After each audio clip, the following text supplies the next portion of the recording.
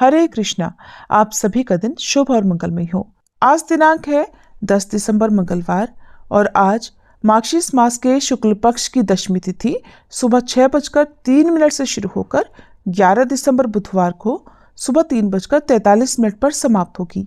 क्योंकि हर एकादशी के दिन यानी 11वीं तिथि पर एकादशी का व्रत रखा जाता है, तो आज मंगलवार के दिन ही एकादशी से एक दिन पहले के नियमों का यानी दशमी तिथि के नियमों का पालन किया जाएगा। और इस बार की शुक्ल पक्ष की एकादशी है मोक्षदा एकादशी, जिसे गीता जयंती के रूप में भी मनाया जाता है। अब सुनिए आज का मार्गशीर्ष मास महात्म्य। भगवान श्री नारायण कहते हैं, नारद, एक दिन बलराम सहित माधव खा पीकर चंदन आदि से चर्चित होकर ग्वाल बालों के साथ वृंदावन में गए। वहां भगवान कौतूहलवश उन ग्वाल बालों के साथ खेल कूद करने लगे। इधर ग्वाल बालों का मन तो खेल में लगा हुआ था, उधर उन सब की गौवें बहुत दूर निकल गई थी। उस समय लोकनाथ ब्रह्मा जी श्री कृष्ण के प्रभाव को जानने के लिए समस्त गौओं, बछड़ों और ग्वाल बालों को भी चुरा कर ले गए। उनका अभिप्राय जानकर सर्वज्ञ और सर्वश्रेष्ठा योगेंद्र श्री हरि ने योगमाया से पुनः उन सबकी सृष्टि कर ली, अर्थात उन सभी के नए रूप को वहां पर सृजन कर लिया। उन्होंने बहुत सारी गौवें, बछड़े और ग्वाल बालों की नई सृष्टि कर ली। अब दिन भर गौवें चराकर खेल कूद में मन लगाने वाले श्री कृष्ण शाम को बलराम और ग्वाल बालों के साथ घर चले गए। इस प्रकार 1 वर्ष तक भगवान ने ऐसा ही किया। उधर जो असली गौवें, बछड़े और ग्वाल बाल थे, वो तो ब्रह्मा जी ने अपहरण करके अपने पास रखे हुए थे। भगवान कृष्ण ने सोचा कि रखो ब्रह्मा जी, कब तक आप इन सबको रखोगे। तो अब वे प्रतिदिन 1 वर्ष तक गौओं, ग्वाल बालों और बलराम जी के साथ यमुना तट पर आते, शाम के समय सभी के साथ अपने घर को लौट जाया करते। भगवान के इस प्रभाव को जानकर अब ब्रह्मा जी का जो मस्तक था वो भी लज्जा से झुक गया। उन्होंने सोचा कि ये मैंने क्या कर डाला। वे भांडीर वट के नीचे जहां पर श्री कृष्ण बैठे हुए थे वहां पर आए। उन्होंने ग्वाल बालों से घिरे हुए श्री कृष्ण को वहां देखा तो उनकी जो छटा हो रही थी, अब उसका भी ध्यान पूर्वक आप चिंतन कीजिए, मनन कीजिए। ग्वाल बालों के साथ घिरे हुए श्री कृष्ण को जब ब्रह्मा जी ने वहां देखा तो मानो नक्षत्रों के साथ पूर्णिमा के चंद्रदेव प्रकाशित हो रहे हों। गोविंद रत्नमय सिंहासन पर बैठे हुए थे और बड़े मंद मंद मुस्कुराहट से उनका मुख सुशोभित हो रहा था। उनके श्री अंगों में पीतांबर शोभित हो रहा था। ब्रह्म तेज से वे प्रकाशमान थे। उनकी बाहों में रत्नों के बने हुए बाजूबंद, कलाई में रत्नों के कंगन और पैरों में रत्नमय मंजीर शोभा दे रहे थे। 2 रत्न निर्मित कुंडलों की प्रभा से उनके गंड स्थल अत्यंत उद्दीप्त हो रहे थे। श्याम सुंदर का श्री विग्रह करोड़ों कंदर्पों की लावण्य लीला का धाम था। वे मन को मोह लेते थे। उनके श्री अंग चंदन, अगरू, कस्तूरी और कुमकुम से चर्चित थे और पारिजात पुष्पों की माला उन्होंने धारण कर रखी थी। उनकी अंग कांति नूतन जलधर की श्याम शोभा को भी लज्जित कर रही थी। मस्तक पर सदा की तरह मोरपंख का मुकुट विराजमान था और उसमें मालती की मालाओं का संयोग बड़ा मनोहर, बड़ा सुंदर जान पड़ता था। उन परिपूर्णतम शांत स्वरूप परमेश्वर राधा कांत को देखकर श्री ब्रह्मा जी ने अत्यंत विस्मित होकर उन्हें प्रणाम किया। अब वे बार बार उन्हें देखने लगे और उन्हें बार बार ही प्रणाम करने लगे। उन्होंने अपने हृदय कमल में जिस रूप को देखा था वही उन्हें बाहर भी, ठीक उनके सामने भी दिखाई दिया। जो मूर्ति सामने थी वही पीछे और अगल बगल में भी दिखाई देने लगी। मुने वो जहां जहां देखते वहीं वहीं पर भगवान श्री कृष्ण उन्हें नजर आने लगे। मुने वहां वृंदावन में सब कुछ श्री कृष्ण के तुल्य देखकर जगत गुरु ब्रह्मा जी उसी रूप का ध्यान करते वहीं बैठ गए। गौवें, बछड़े, बालक, लता, गुल्म और विरुद्ध आदि सारा वृंदावन ब्रह्मा जी को श्याम सुंदर के ही रूप में दिखाई देने लगा। ये परम आश्चर्य देखकर ब्रह्मा जी ने फिर ध्यान लगाया। अब उन्हें सारी त्रिलोकी श्री कृष्ण के सिवा और कुछ भी नहीं दिखाई दी। कहाँ गए वृक्ष, कहाँ है पर्वत, कहाँ गई पृथ्वी, कहाँ है समुद्र, अरे कहाँ देवता, कहाँ गंधर्व, कहाँ मुनीन्द्र और कहाँ मानव, कहाँ आत्मा, कहाँ जगत का बीज और कहाँ स्वर्ग और कहाँ कौवे हैं। श्री हरि अर्थात श्री कृष्ण की माया से ब्रह्मा जी ने सब कुछ अपनी आंखों से देखा और सबको कृष्णमय ही पाया। जहां देखो वहां सिर्फ कृष्ण ही कृष्ण नजर आ रहे थे। कहाँ जगदीश्वर श्री कृष्ण और कहाँ माया की विभूतियां। सबको कृष्णमय देखकर ब्रह्मा जी कुछ भी बोलने में असमर्थ हो गए। अब किसकी स्तुति करूं, क्या करूं, कैसे करूं? इस प्रकार मन ही मन विचार करके जगत धाता ब्रह्मा जी वहीं बैठकर जप करने को तत्पर हो गए। उन्होंने सुखपूर्वक योगासन लगाकर दोनों हाथ जोड़ लिए। उनके सारे अंग पुलकित हो गए, नेत्रों से प्रेम की अश्रुधारा बहने लगी और वे अत्यंत दीन के समान हो गए। फिर उन्होंने अपनी 6 नाड़ियों अर्थात इड़ा, सुषुम्ना, मध्या, पिंगला, नलिनी और धुरा, इन 6 नाड़ियों को प्रयत्न पूर्वक योग के द्वारा निबद्ध कर लिया, एकाग्र कर लिया। फिर वे अपने शरीर को, अपने मन को, अपनी सभी इंद्रियों को एकाग्र करके निष्पन्द अर्थात निश्चल हो गए और पूर्व काल में श्री हरि ने जिसका उपदेश दिया था उस परम उत्तम दशाक्षर मंत्र का जप करने लगे। मुने श्री कृष्ण के चरण कमलों का ध्यान करते हुए एक मुहूर्त तक जप करने के बाद ब्रह्मा जी ने अपने हृदय कमल में उनके सर्व तेजोमय स्वरूप को देखा। उस तेज के भीतर अत्यंत मनोरम रूप था। 2 भुजाएं, हाथ में मुरली और पीतांबर भूषित श्रीअंग, कानों के मूल भाग में पहने गए मछली के आकार के कुंडल अपनी उज्जवल आभा बिखेर रहे थे। प्रसन्न मुखारविंद पर मंद मंद हंसी की छटा छा रही थी। भगवान भक्त पर कृपा करने के लिए बड़े कातर जान पड़ते थे। ब्रह्मा जी ने ब्रह्मरंध्र में जिस रूप को देखा और हृदय कमल में जिसकी झांकी की थी वही रूप बाहर भी दिखाई दिया। वह परम आश्चर्य देखकर उन्होंने उन परमेश्वर की स्तुति की। मुने, पूर्व काल में एकार्णव के जल में शयन करने वाले श्री हरि ने ब्रह्मा जी को जिस स्तोत्र का उपदेश दिया था उसी के द्वारा विधाता ने भक्ति भाव से मस्तक झुकाकर उन परमेश्वर का विधिवत स्तवन किया।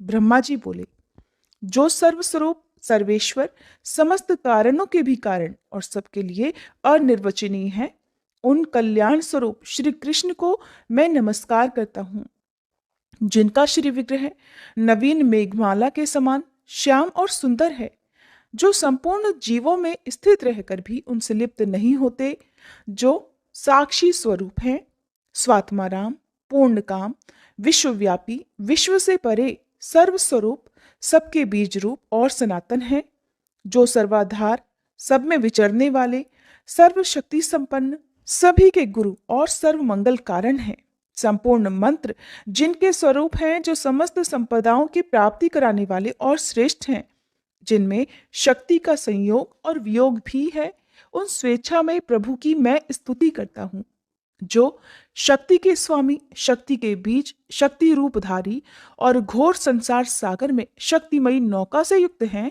उन भक्त वत्सल कृपालु कर्णधार को मैं नमस्कार करता हूँ, जो आत्मस्वरूप एकांत में लिप्त, निर्लिप्त, सगुण और निर्गुण ब्रह्म है।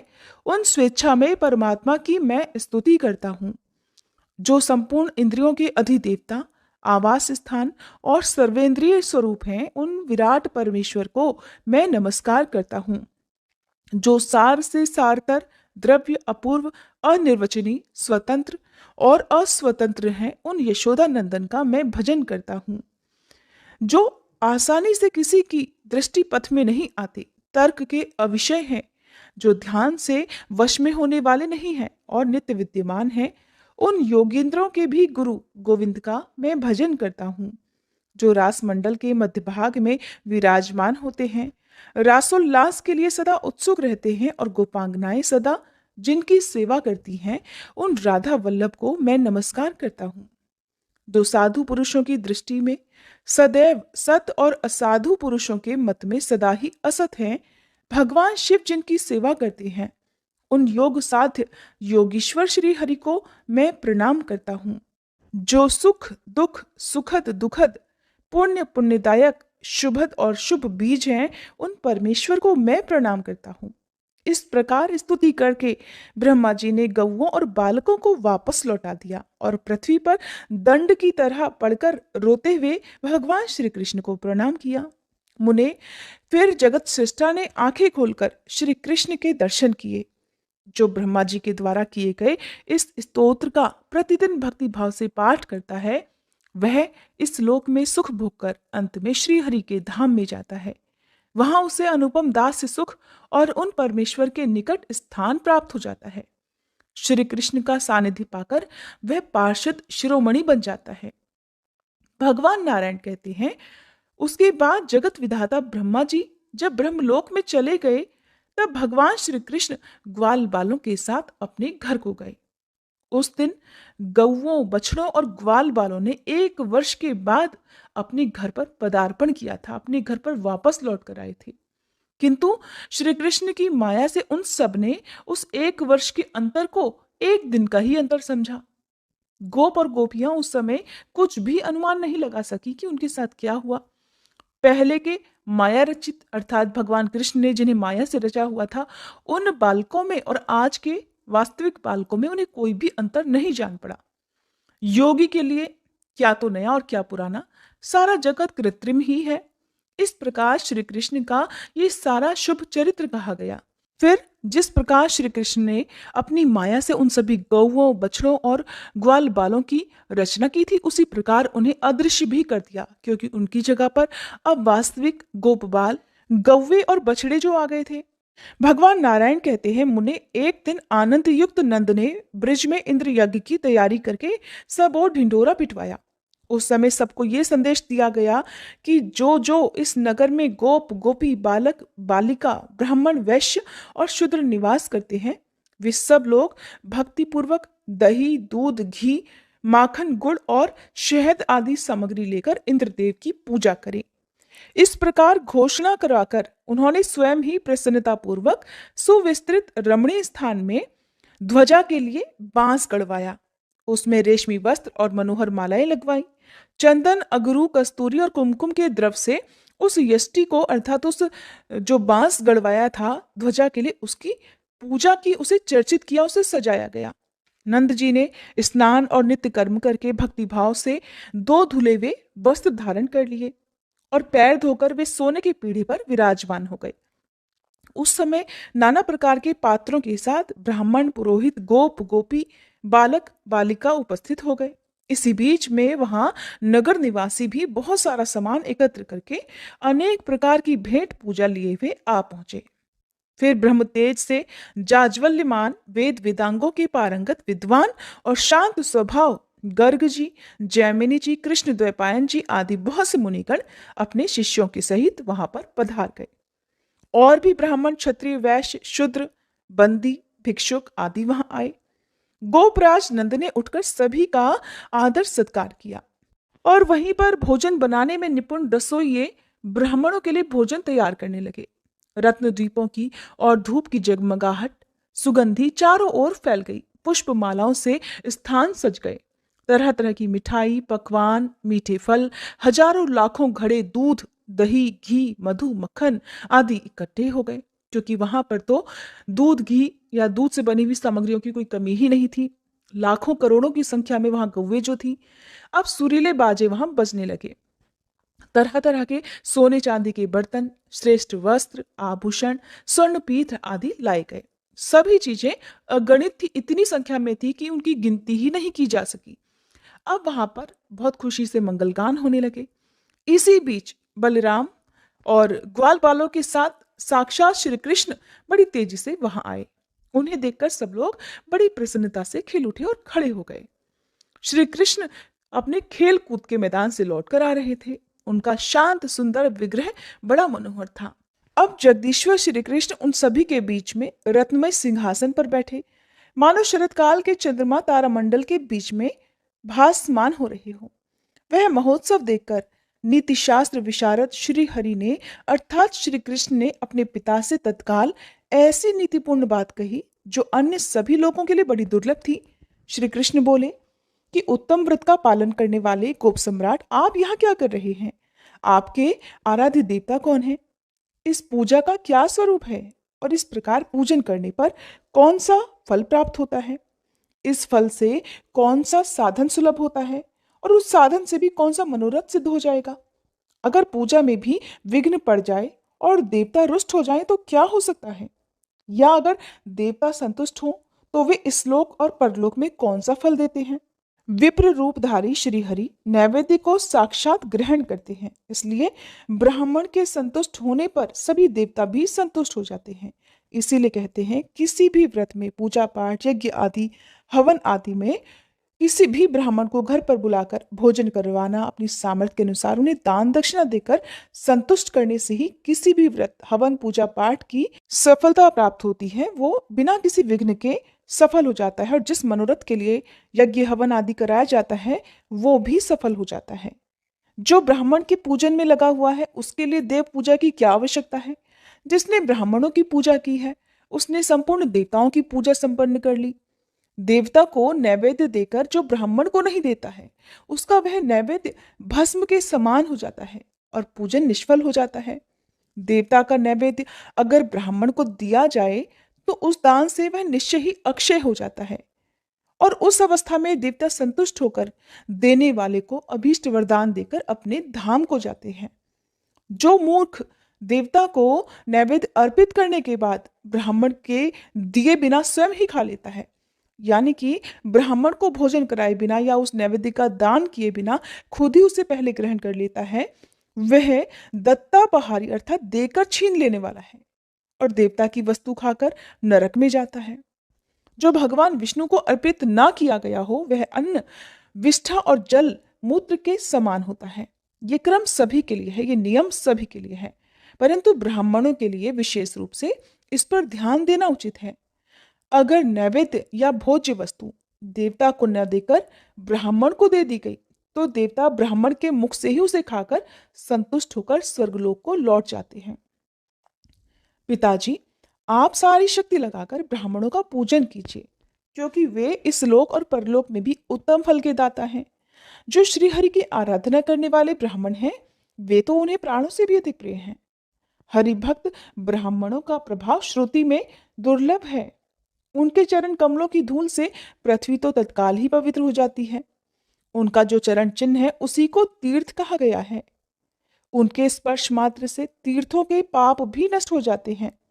उनके आलिंगन, श्रेष्ठ वार्तालाप, दर्शन और स्पर्श से भी मनुष्य समस्त पापों से मुक्ति पा जाता है। संपूर्ण तीर्थों में भ्रमण और स्नान करने से जो पुण्य प्राप्त होता है वह हरिभक्त ब्राह्मण के दर्शन मात्र से ही सुलभ हो जाता है। मनुष्य को चाहिए कि वह पुण्य के लिए समस्त जीवों को अन्न दे, परंतु विशिष्ट जीवों को अन्न दान करने से विशिष्ट फल की प्राप्ति होती है। भगवान विष्णु ब्राह्मणों के भक्त हैं। उन्हें उत्तम वस्तु का दान करने से दाता को जो फल मिलता है वो निश्चय ही भक्त ब्राह्मण को भोजन कराने मात्र से ही प्राप्त कर लेता है।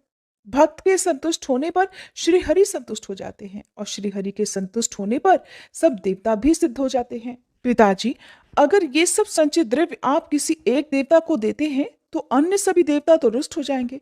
उस दशा में एक देवता क्या कर सकते हैं। मेरा तो ये मानना है कि ये जितनी वस्तुएं यहाँ पर प्रस्तुत हैं उनका आधा भाग आप श्री गोवर्धन देव को दे दीजिए।